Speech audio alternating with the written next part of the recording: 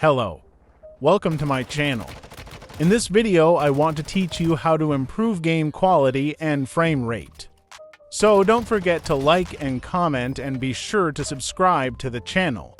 This method has been tested on the Xiaomi 11T phone, and it may not work on your phone, and even though I was not banned after a few days of use. There is a possibility that it will be banned and the risk is yours. You see the video of the game after running the program.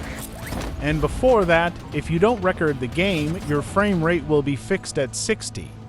And it will change the resolution and quality of the game a lot. My frame rate has dropped due to recording and using several programs at the same time, and it is not fixed at 60.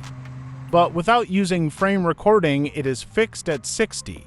The name of the program in Google Play is Gamer's Tool with Game Tuner, which you can search and use for free.